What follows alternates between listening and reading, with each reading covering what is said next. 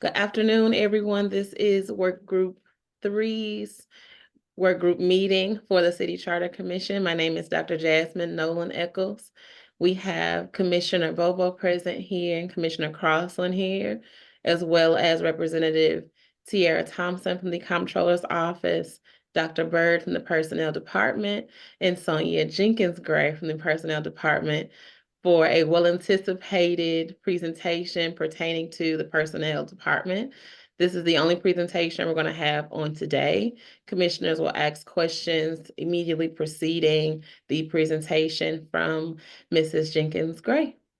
When you are ready. Thank you so much, Commissioner, Madam Commissioner, Commissioners. I'm a bit under the weather and have lost my voice. So I'm going to do the introduction, and I'm going to ask Dr. Bird to read from the document.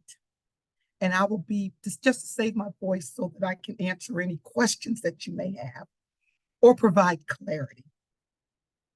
With that being said, thank you for providing an opportunity for me and my staff to provide recommended changes to what we believe will support Section 2 of Article 18, which states, it is the purpose of this article, Article 18, to provide a modern and comprehensive system of personnel administration for the city, whereby economy and effectiveness in the personal services rendered to the city and fairness and equity to the employees and the taxpayers of the city alike may be promoted. To accomplish this, the provisions of this article shall be liberally construed. And this is a very important statement as we all move through the article to understand what its intent is. And its intent has always been to have a modern and up-to-date personnel department. I'm new to city government. Therefore, I've asked Dr. Bird, Kathleen, unfortunately, she's under the weather as well. She just notified me. And Dr. Bird serves as my administrative officer for the department, that they may be able to answer questions that I can't answer because I don't have the history with the city. Additionally, I'd like to share that my recommendations are based on my 15 months working for the city as its director of personnel and over 25 years of human resources experience working for companies such as Honeywell, Siemens, Fujifilm, General Dynamics, to name a few, pretty much across the world, Asia Pacific, Europe, North America, South America. I share this information with you only to establish my breadth and depth of HR experience as it relates to what my recommendations will be for the charter updates. Moving on, pursuant to the establishment of the Charter Commission, the Department of Personnel has reviewed. I included all of my deputies and we went line by line in the following updates. Some of the more simpler updates that we're recommending is that we change and update all of the pronouns. Because as you probably noticed throughout the charter, it references he or him. And we're recommending that we change all of those where appropriate to they or them. Change the Department of Personnel to the Department of Human Resources. And that Article 18 be published without previous litigation history, if it is deemed that that is appropriate. It becomes somewhat quite cumbersome to read through and understand when we have pretty much all of the litigation history included in there. And that might be and that may need to happen. I just don't know, but I just wanted to bring it up for conversation. So I'm going to start out with Section 3, Scope of Civil Service Rules. Dr. Bird, will you pick up there? Dr. Bird, are you there? Okay. Can you pick up with Section 3, number 1, and read from there, please?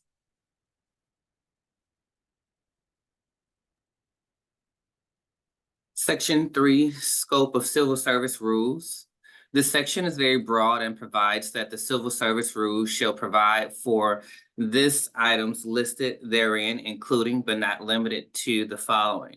Section 3, Part D, certification and the appointment of eligibles.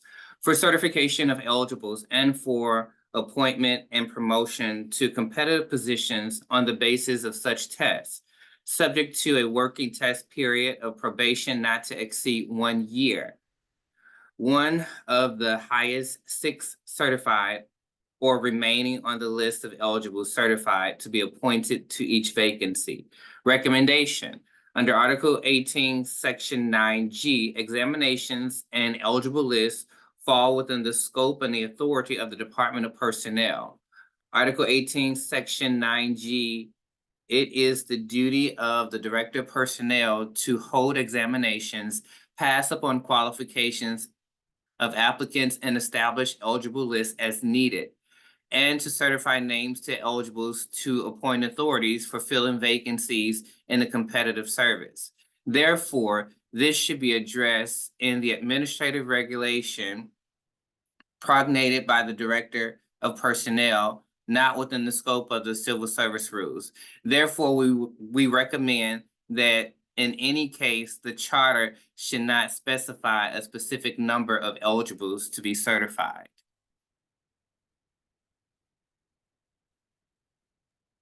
And just to provide a bit more clarity there, it is our belief that the charter should set forth a structure and a foundation by which the personnel department should operate. Yeah. But when you begin to get into the specifics of how that happens, it becomes restrictive for us to be flexible based off of the circumstances that the city is facing at that moment.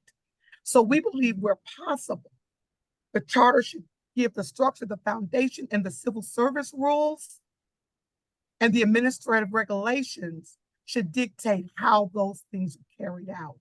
We don't believe that it should be in the charter how many eligibles are put on a list, because sometimes we may need to put more than 6.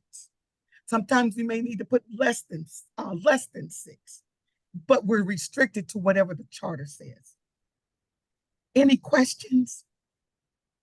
Yeah, first of all, let me thank you for the detail in which your letter has come through, which has given me a lot of food for thought.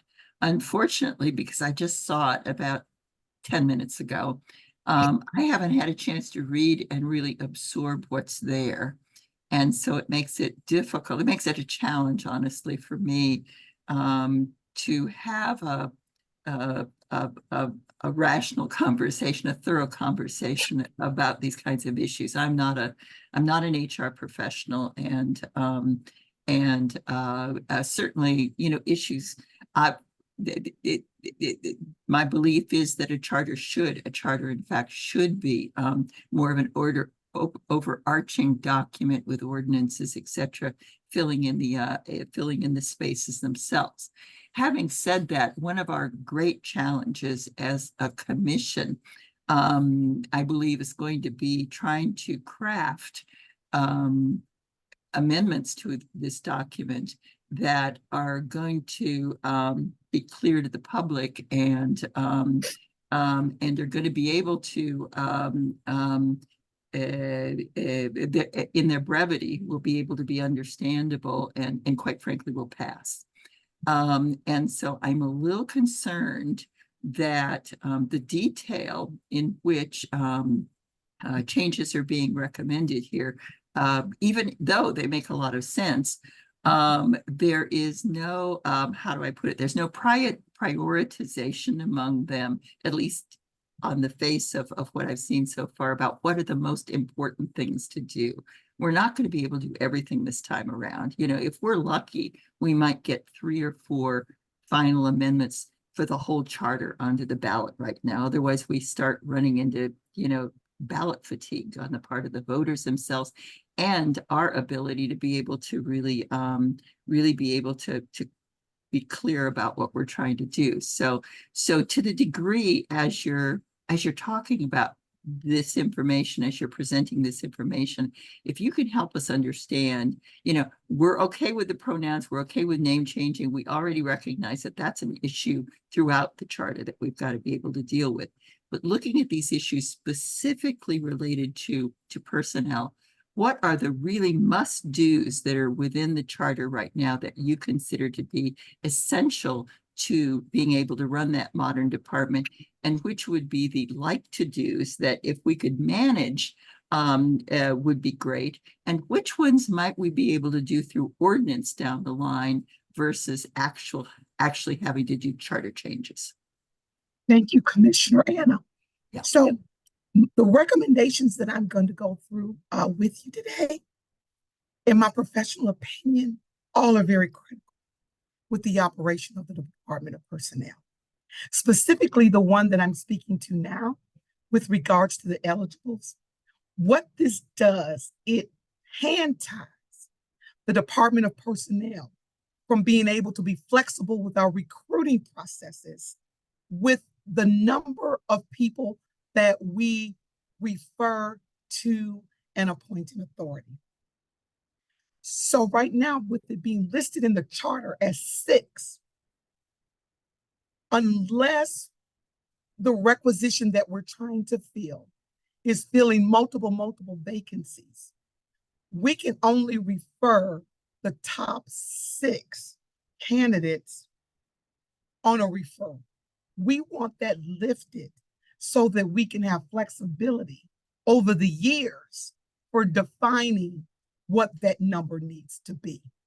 Dr. Bird, do you have anything to add to that? Because you've been with the department much longer than I have.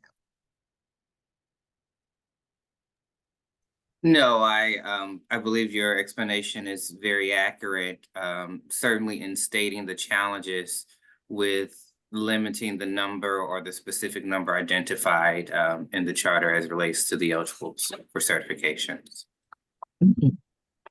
I have a question related to the eligibles. Can you give us an example of where this has constricted you all recently or in the past or historically pertaining to your processes? Yes.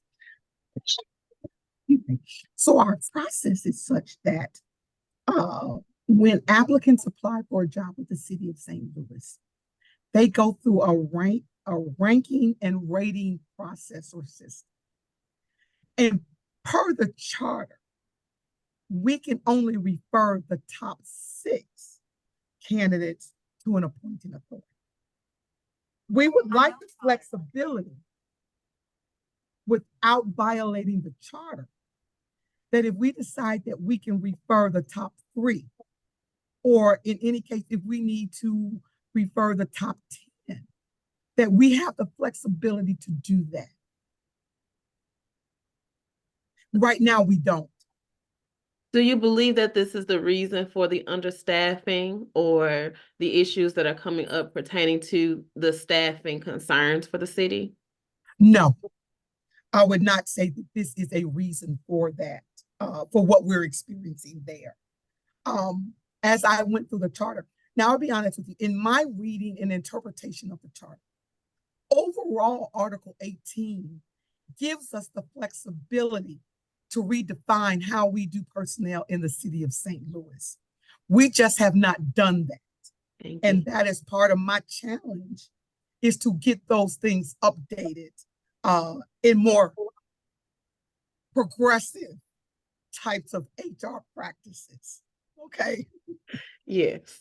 I wanted to make sure I asked that question. It is a question that has come up from other commissioners and other work groups, and just the overall concern of flexibility pertaining to staffing and hiring in different departments and divisions and the authority. I wanted to also get to a question pertaining to structure, and I'm really glad that you presented that as the primary concern with your particular article.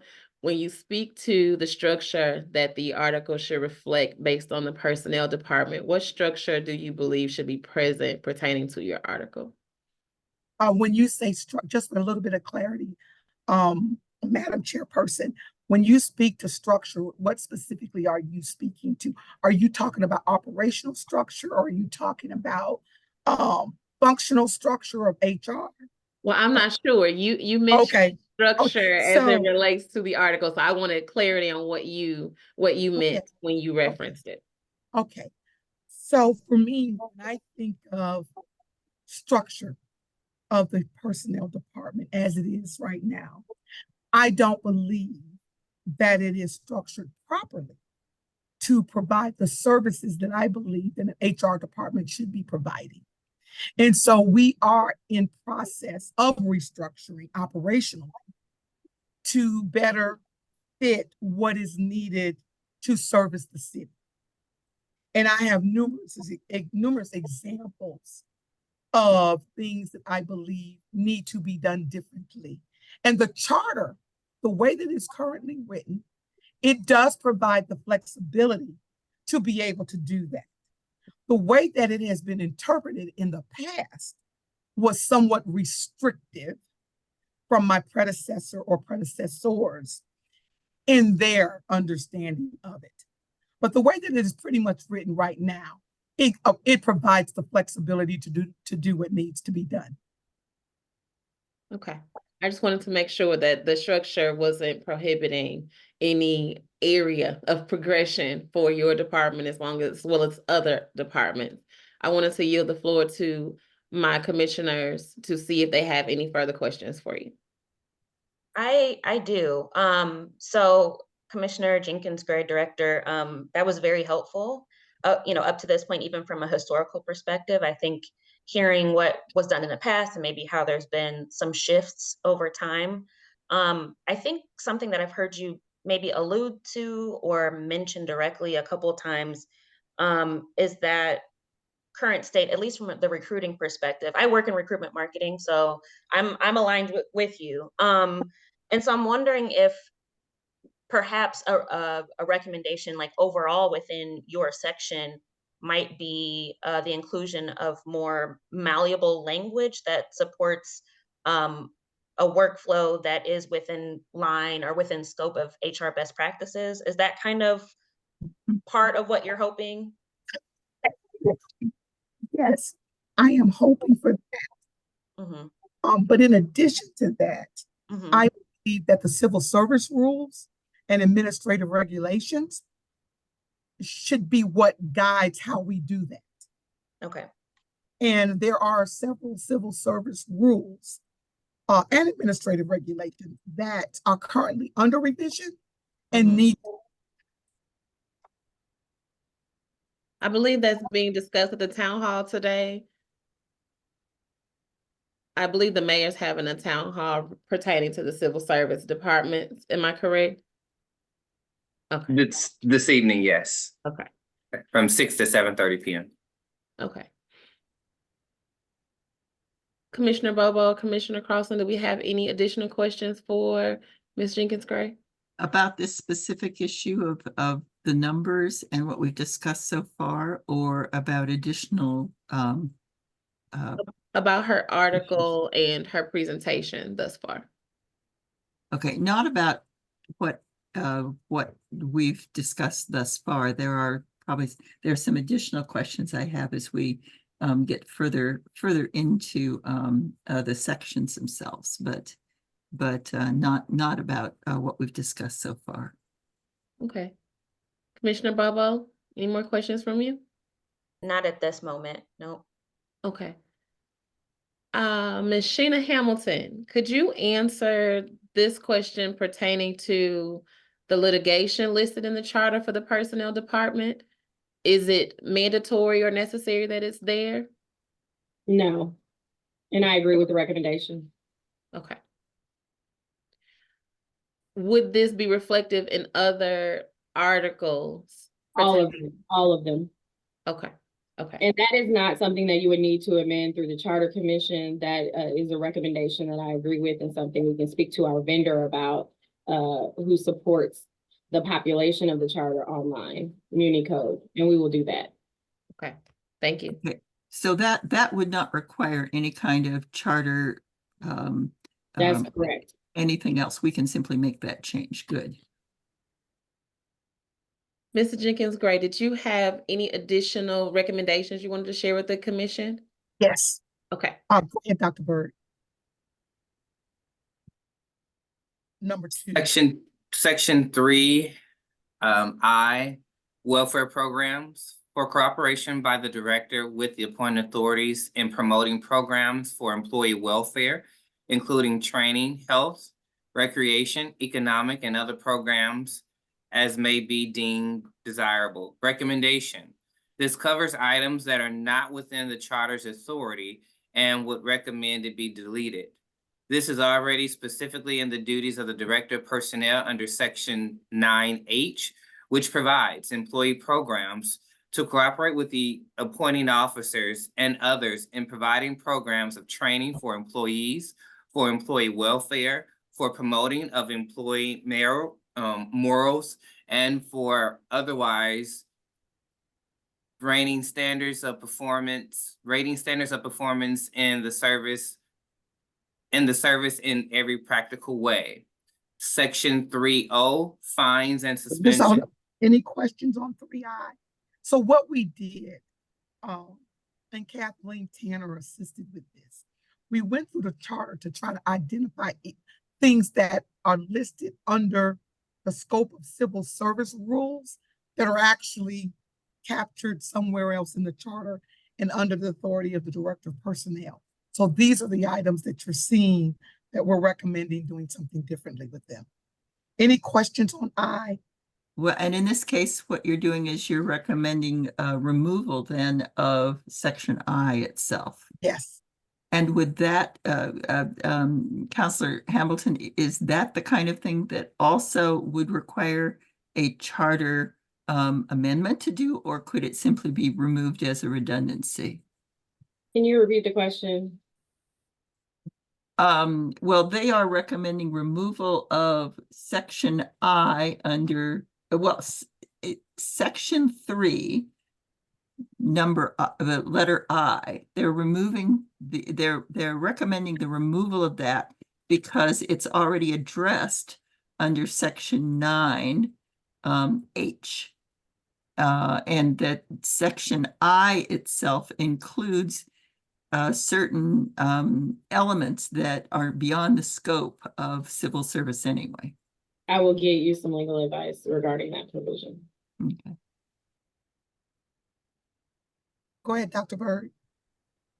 Section 3O, fines and suspensions. This section notes for fines and for suspensions without pay for not to exceed 30 days. Recommendation, delete the word fines.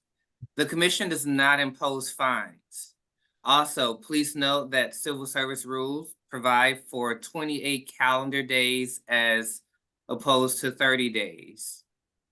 Rule 4A2, this language may be issued for the fire division for employees who work 24-hour shifts. You may want to confirm with the fire commissioner. Yeah. Okay. 4.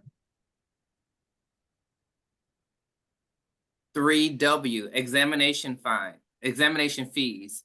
Such rules may provide for the charging and collection of reasonable fees from applicants for examinations as prerequisites for the acceptance of their application, and in such amounts as are calculated to pay part or all of the costs of preparing and holding the examination and rating the results thereof. Recommendation, this should be deleted.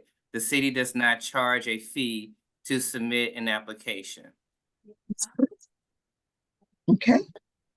Scope of Civil Service Rules W, examination fees. Remove this section in its entirety. Yep. Okay. Any questions? Dr. Nolan Eccles. I believe basically the recommendations that we've just heard is the omittance of areas of the articles that are obsolete and no longer in alignment with what the personnel department is doing. Is that correct? Yes, ma'am. Okay. Going to section 6. Section 6, Civil Service Commission, compensation. Each member of the commission shall be paid $15 for every day on which he has actually attended a meeting of the commission officially held as a member therein, but not in case shall any member be paid more than $1,600 in any physical year. Recommendation, change the wording for the compensation of the Civil Service Commission to read, subject to the provision of the compensation ordinance. Yeah. Okay. Commission questions powers and duties. Any questions in section 6? Okay. Commission Tom, powers and One question then to City Councilor Hamilton. Are you there? Okay. We have compensation issues throughout the charter right now that are inaccurate because of the ordinance. Is that an area where we're going to be able to group that and make one change, or are we going to have to deal with this on a case-by-case basis? I can get you some legal advice on that. Okay. I mean, honestly, like, this is, any language in the charter you can change or consolidate. I mean, that's the reality of the situation, but I'm not going to be giving legal advice point by point on her report in this public meeting, just so that we can be clear. Right. Okay. Thank you. Dr. Byrd, section 7. Section 7, commission powers and duties. Section 7D, decisions. This provides that it shall be one of the commissioner's powers and duties to consider and determine any matters involved in the administration and enforcement of this article, and the rules and the ordinances adapted in accordance therewith that may be referred to it for decision by the director or on appeal of any appointed authority, employee, or taxpayer of the city from any act or the director or any appointed authority. Recommendation. This is very broad. Recommend revising to clarify more specifically what appeals the commission will consider, i.e., demotions, suspension, reduction in pay, dismissal, forced leave, layoff, and service rating of overall unsuccessful. Article 18, Section 7B2 ordinance.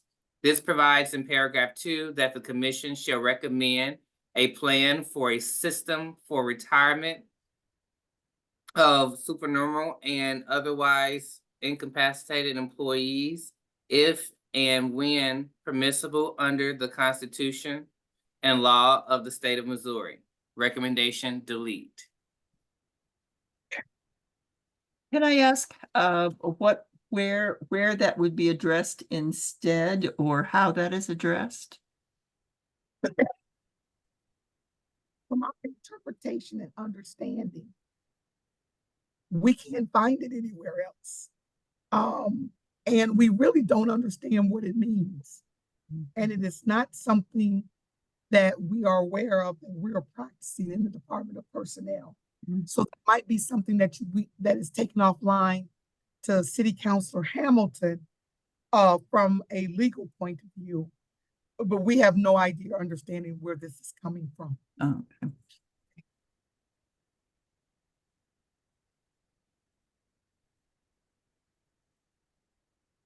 Okay, go ahead, Dr. Byrd, number 3. Number 3, Article 18, Section 7E, Director. To hold an examination for the position of director whenever eligibles therefore are needed, and to certify eligibles resulting therefore to the mayor, and also to perform all such duties with reference to that position as are assigned to the director as to all other positions in the classified service. Recommendation. The last portion of this section, which provides and also to perform all such duties with reference to the position as are assigned to director as to all other positions in the classified service, is vague and unclear and would recommend deletion.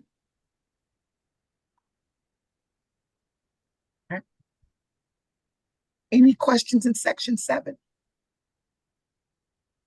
7 or 17? I'm sorry, no. We were in section 7. 7, yes, all right. Go ahead, Dr. Bird.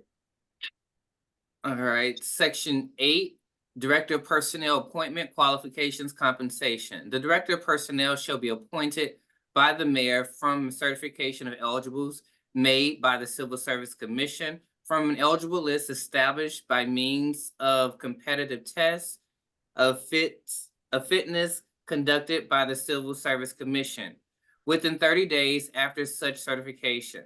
One of the 3 eligibles standing highest on such certification who have indicated their willingness to accept appointment shall be appointed by the mayor. The commissions shall secure such information and assistance as may be practical in formulating the fitness test for director and rating the results from persons experienced in public personnel administration. Any person to become eligible for appointment as director shall have had not less than 5 years experience in personnel administration, of which no less than 2 years shall have been in public personnel administration, and shall be conversant in the principles and techniques of modern public personnel administration. He need not be at the time of examination or appointment a resident of the city of St. Louis. All action under this section shall be subject to the other provisions of this article and the rules adapted and pursuant thereof.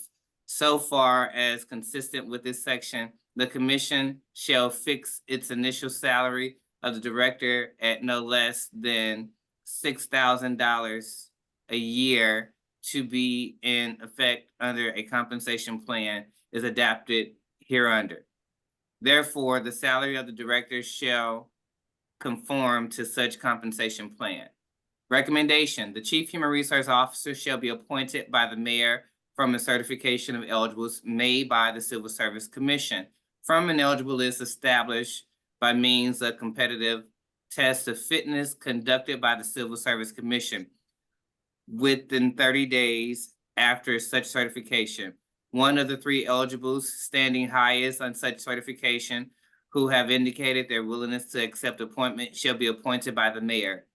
The commission shall secure such information and assistance as may be participable in formulating the fitness tests for the Chief Human Resource Officer and rating the results from persons experienced in public human resource administration. Any person to become eligible for appointment as director shall have had no less than 10 years experience in human resource management, of which no less than 7 years shall have been managing a minimum of 3 of the following functional areas of human resource: labor and employee relations, classification and compensation, training and organizational development, human resource informational systems, talent acquisition, benefits, and shall be conversant with the principles and techniques of modern public personnel administration. The commission shall fix the initial salary of the director at no less than $6,000 a year to be in effect until a compensation plan is adapted hereunder. Thereafter, the salary of the director shall conform to such compensation plan. Recommendation: the commission shall fix the initial salary of the director subject to the provisions of the compensation ordinance. Any questions on that one particularly? Because I significantly changed the requirements for the director of personnel. Where did Am why do you believe that, I'm sorry, Mrs. Jenkins Gray, why do you believe that those recommendations or that recommendation should read as such? Primarily, number one, to be consistent with our job classification system. To be a manager in the personnel department currently, you have to have 5 years experience to be the manager. To be the deputy director, you have to have 7 years. And so to have the number of years that the director of personnel requires be less than and the same as a manager, just for me does not make sense. If we're looking for someone to come in with a level of experience to run a city of 6,000 employees. 5 years of HR experience is not going to give a person that. Okay. Commissioners, do we have any other questions on these recommendations thus far, this particular section? Okay. I think there was it wasn't a residential requirement. It was some kind of, I believe it was some kind of residential requirement that I just heard them read in the article itself. Did we Yes. give your recommendation to remove that residential requirement? Okay. Yes, that's I believe inclusive. that's in alignment with some of the other presentations that we've had thus far. Yes, ma'am. Okay. Okay. I have no further questions. Dr. Bird? All right, section 9, director's powers and duties generally, removal of office. Article 18, section 9Q, removal of director. This section provides that the personnel director may be removed from office only upon charges of nonfeasance, malfeasance, misfeasance in office and after a public hearing is held. Recommendation, if this section is revised, recommended language would be: the Chief Human Resource Officer is in competitive service and may be dismissed for just cause. This language is similar to Rule 4 of Rule Civil 9. Service. Okay, Rule 9 of Civil Service Rules that provides in part as follows. Employees in competitive service may be dismissed, demoted, reduced in pay, suspended without pay, or reprimanded for just cause. Director's powers and duties generally, removal from office. C, roster of employees, change the word roster of employees to record of employees. Right. That number 2 says pretty much the same thing.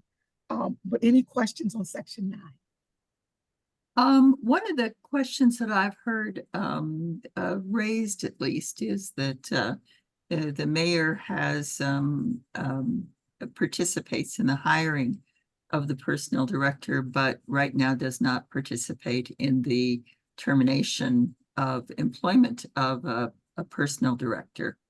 There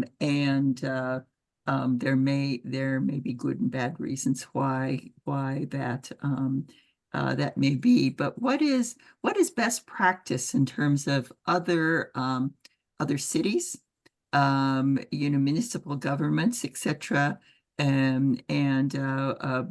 This whole question, I guess, of whether the mayor hires, but the mayor doesn't fire. Okay, sure. And for the information of the commission, Mayor Jones and I have a schedule. We'll be scheduling a meeting to discuss further.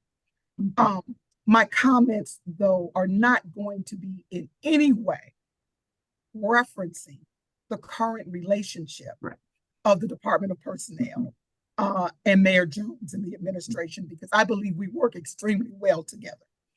So these comments are driven for going forward in the event there's a different administration, et cetera. So it is correct that Mayor Jones appointed me.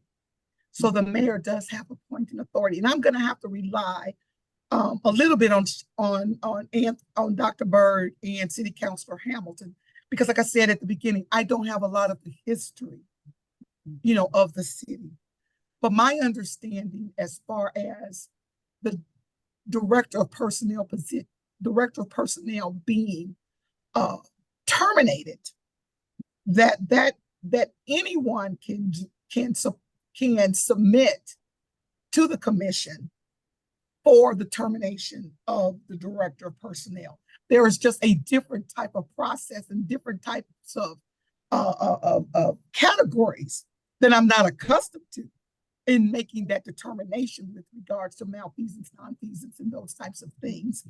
And it is my recommendation that that language is changed to be more for cause around things that you typically would hold an employee accountable for, which is performance, accountability, and those types of things. I am not opposed to that at all and believe that the language needs to be changed to support such.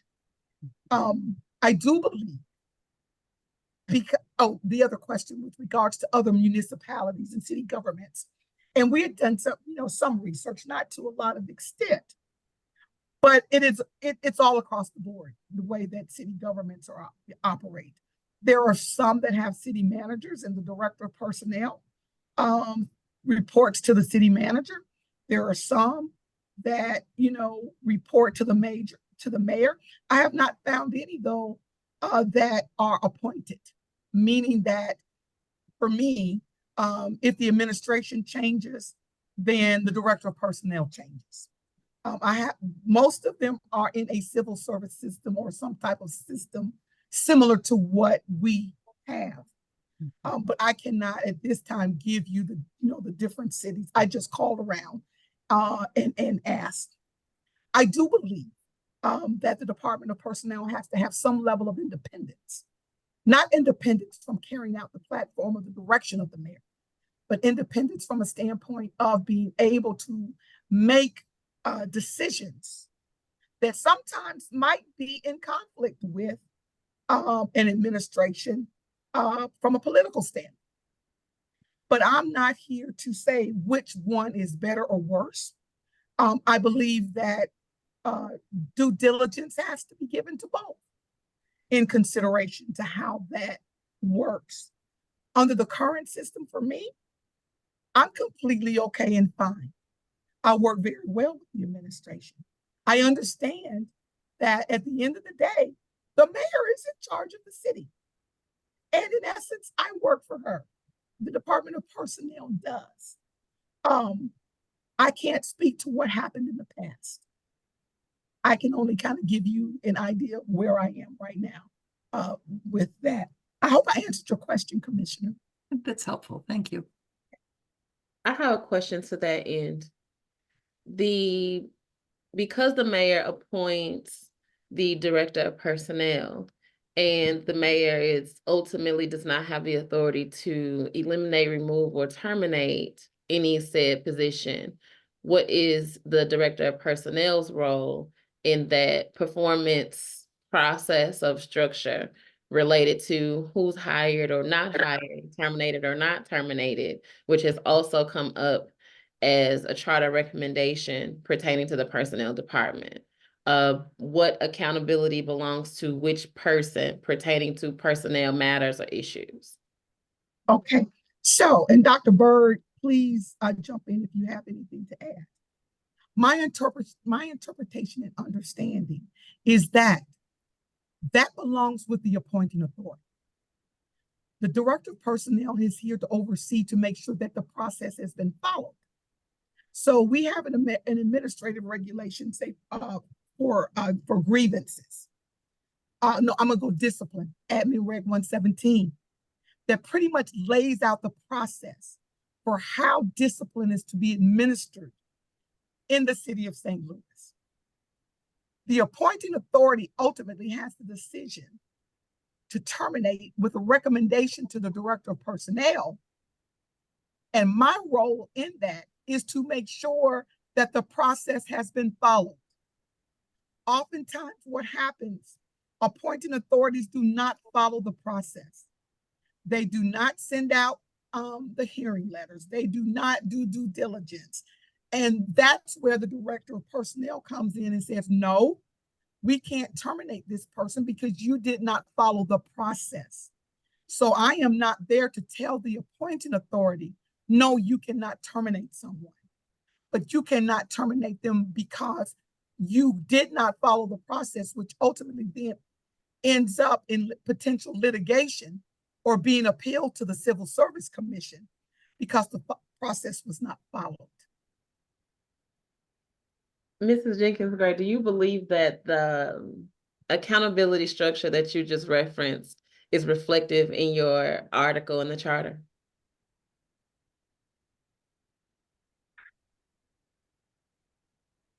Say that again, please, Madam Chairperson. I want to make sure I understand what you're asking me. Do you believe that the structure that you just referenced, that the appointed personnel are responsible for following processes related to terminating, hiring, any kind of reprimand, in order for that to be done, do you believe that that is reflective in your article of the charter? Okay, yes, I do.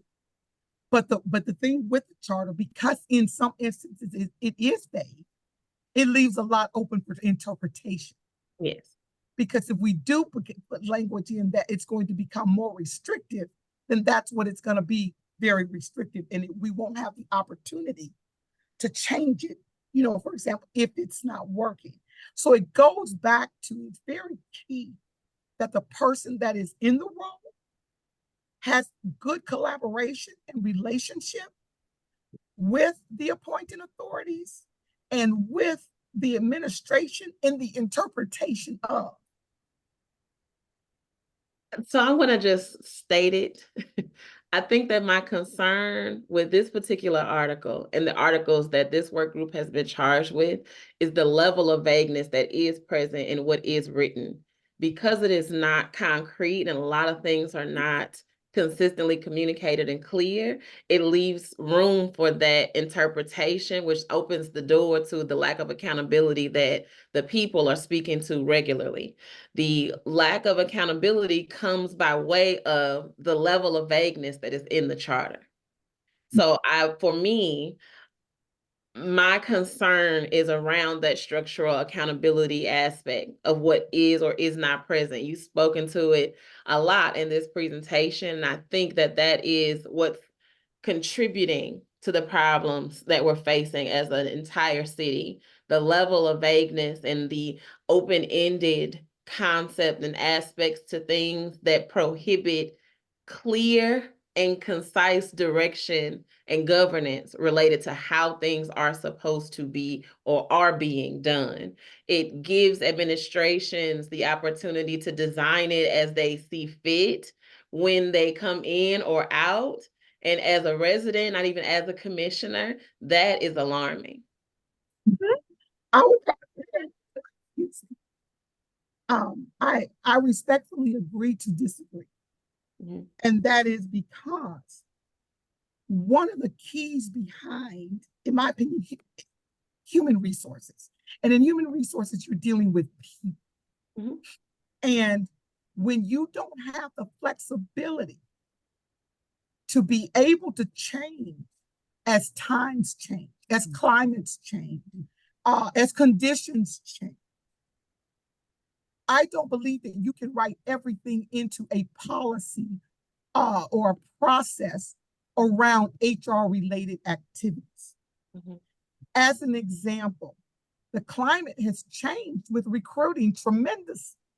Correct. The city of St. Louis used to be an employer of choice. People were lined up. We didn't have to go out and recruit. We didn't have to go out and source. We didn't have to compete with White Castle down the street. Those conditions have changed completely.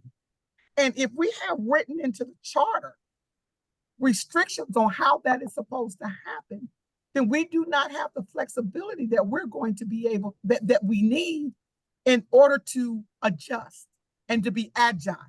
So let me reword. So it's not about omitting agility, right? Or flexibility.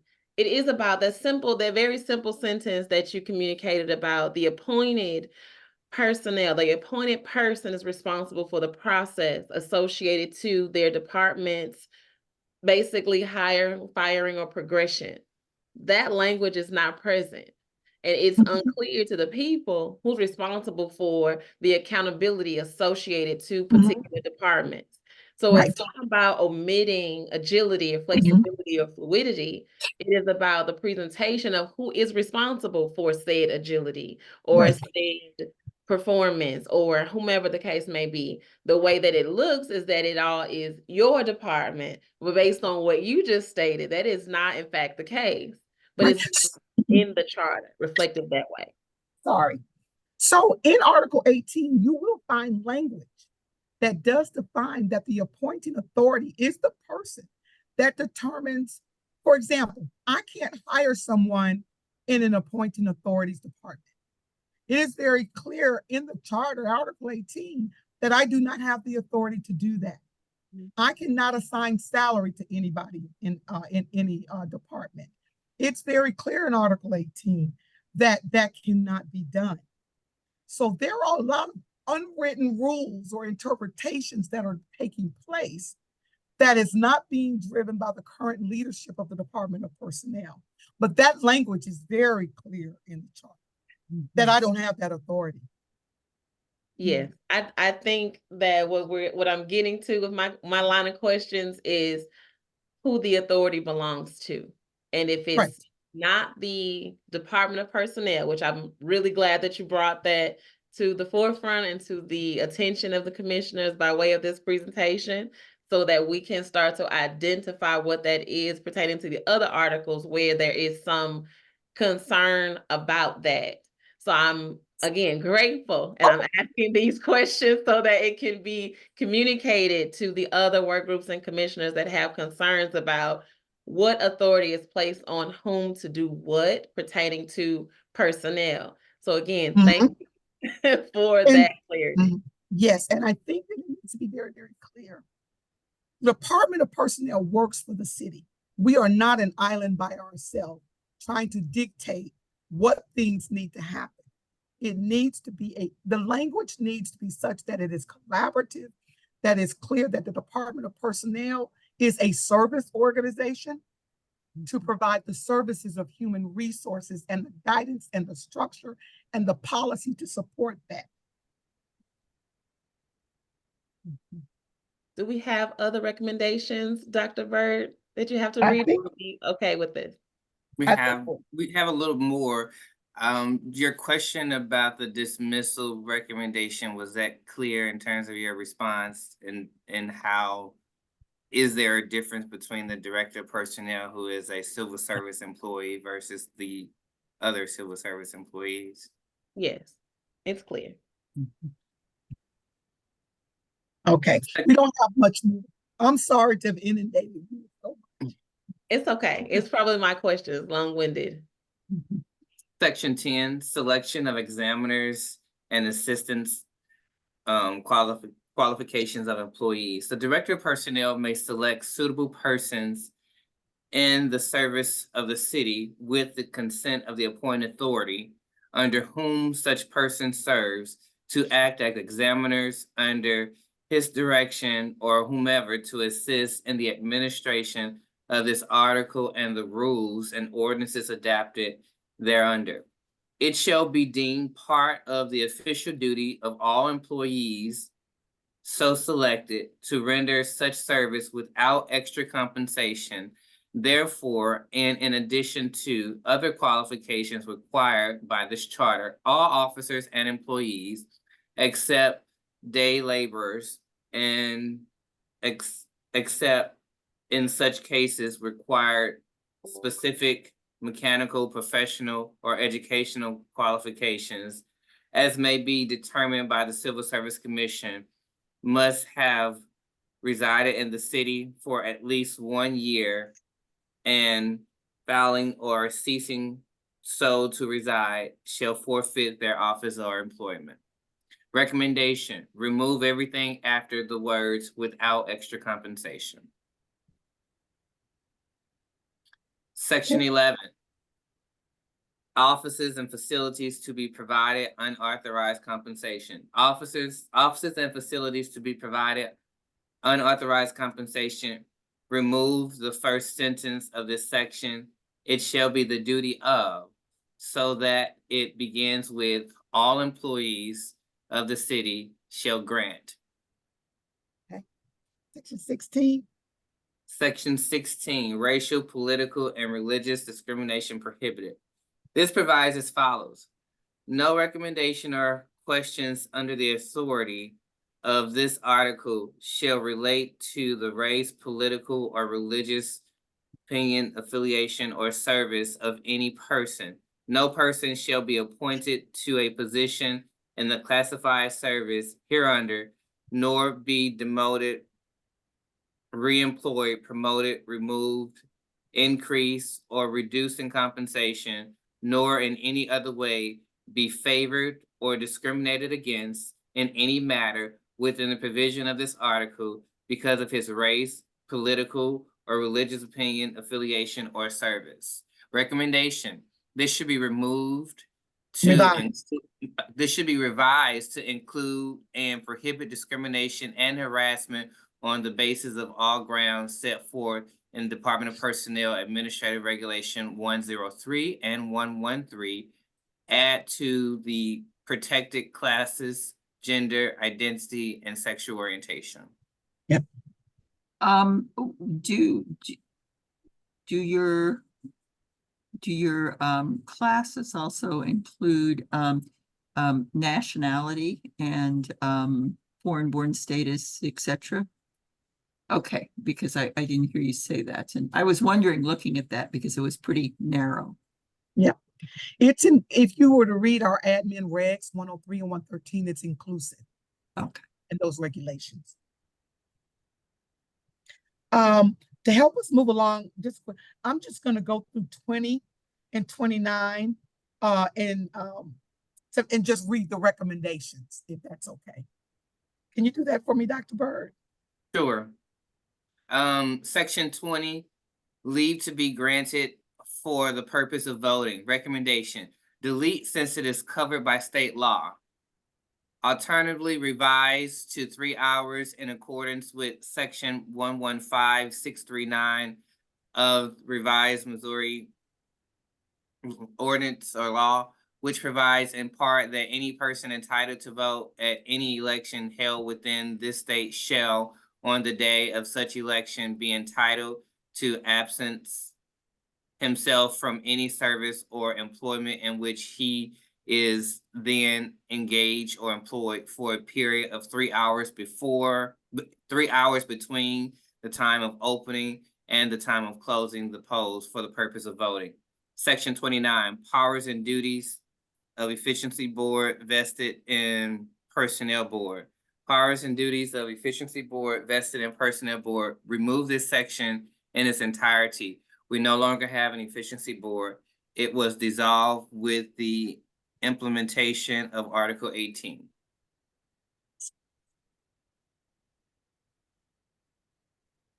That's our presentation, unless there's any other questions from the commission. I had one I raised, and nobody seemed to know the answer, and I certainly don't, and hope you can shed some light on it. You mentioned compensation as part of several of the different sections here. Benefits also, I assume, fall somehow or another within your purview. Yes, ma'am.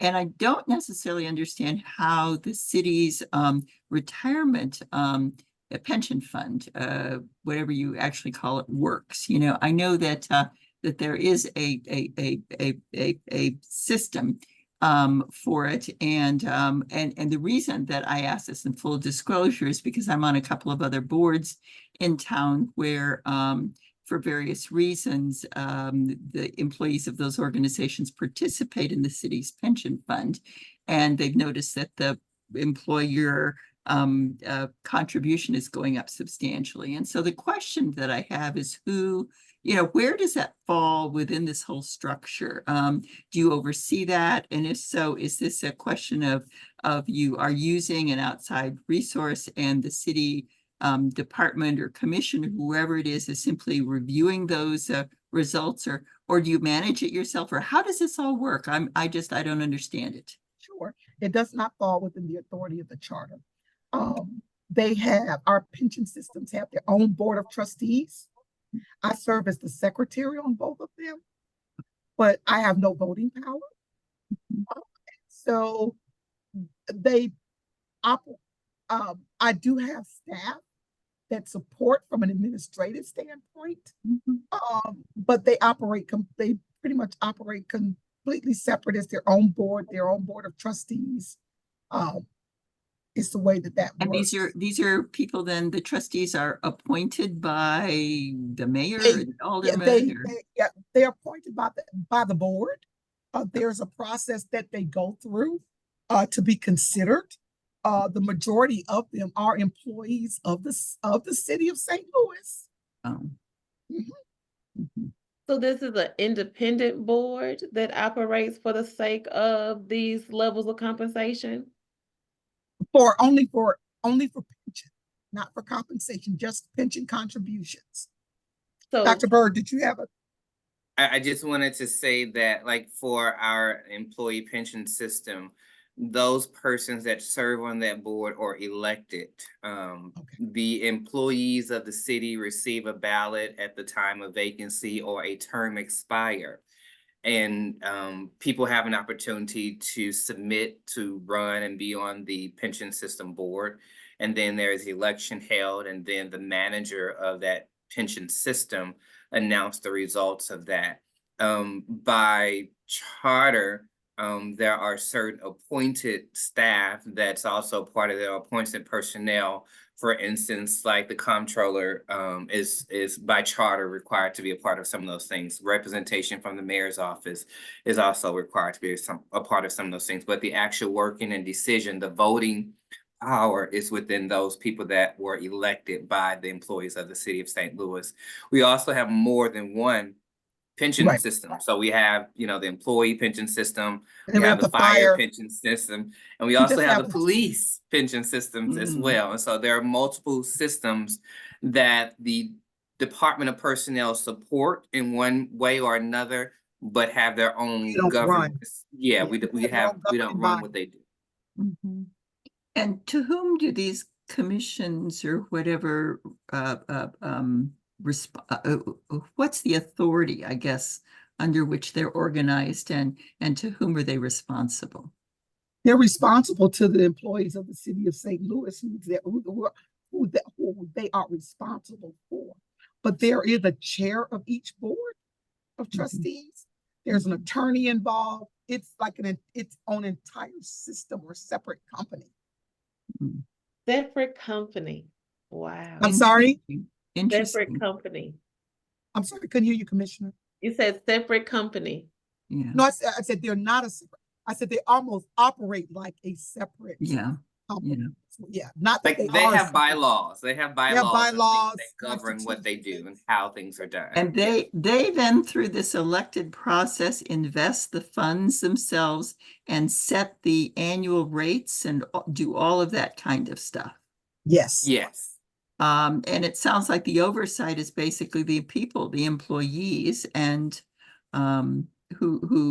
who may or may not be all that knowledgeable about the subject, but clearly it's their future in terms of their investments, their pension. So it's not, this is just, it's not like a TIAA CREF or something like that the city No. buys into and invests in, but you have your separately managed fund with these elected individuals who are responsible. Yes. Interesting. Yes. And it's operated that way since day one, or is this a relatively recent change, or is this been It's going not a on? recent change, Yeah. no. Uh-huh. Dr. Bird, do you know how long this system and structure has been in place for the city? I don't know how long it's been in place. I guess what would be the newest system, which is not the newest system, is the FRP system. That's the newest one that was established through ordinance, I believe. But that's the newest one, and their operations is similar to all the other pension systems or plans, because there's either a plan or a system. Mhm. Yeah, and our director, the director of personnel, serves as a secretary to maintain the records for official purposes. And she do that through her staff that's assigned to oversee the administration of the plan or the systems. Mhm. And so these pension fund results, if we want to go on an annual basis, these are not reported publicly. They're reported to the employees who are They are participants in reported the fund. publicly. They're- They're the director of personnel in her office, I receive and the director receive monthly updates on what's happening in the plan or system. The plan or system also has their own way of communicating with the participants by providing updates. They also have to issue out an annual report. And so, yes, the communication does go out and those participants have an opportunity to see. The meeting agenda is also public information. It's also public posted on the city's website, as well as some of the plans or system through their monthly news articles and things like that provide accurate updates as they occur. Mhm. And the city then has to respond also in terms of budget then to whatever the pension fund establishes then as the employer contribution. If they raise it 2 or 3% in a given year, it's going to impact the budgets of city departments. They don't really have any say-so over that either then, from what I And that is interpret from what done you're saying. through the comptroller who sits on all of those boards or Yes. pension, as well as the budget director, Paul Payne, who also sits on all of those boards or pension. And so they have direct involvement by being active and regularly participating in the plan or systems to make sure from a economic standpoint and from a planning standpoint that they're provided with the most accurate and up-to-date information to be able to respond accordingly from a city standpoint. Right. Interesting. If we don't, I know I'm gonna respect you all's time. The time is now 2:11. I'm If- good.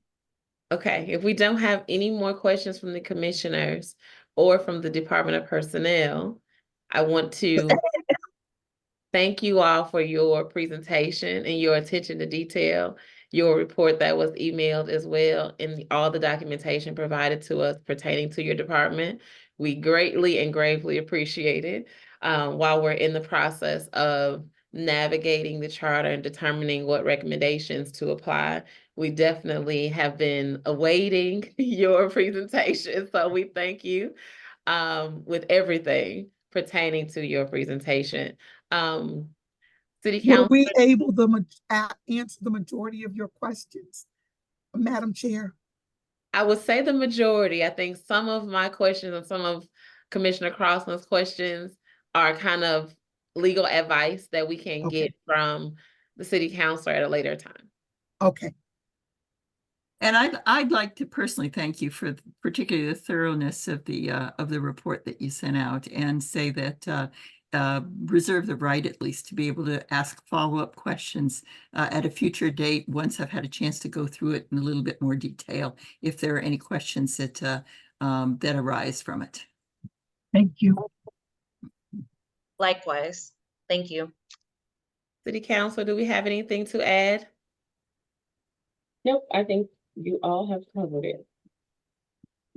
Thank you all very much for attending this work group meeting. And again, Personnel Department, for your presentation on today. We appreciate it. Thank you. Thank you. Bye.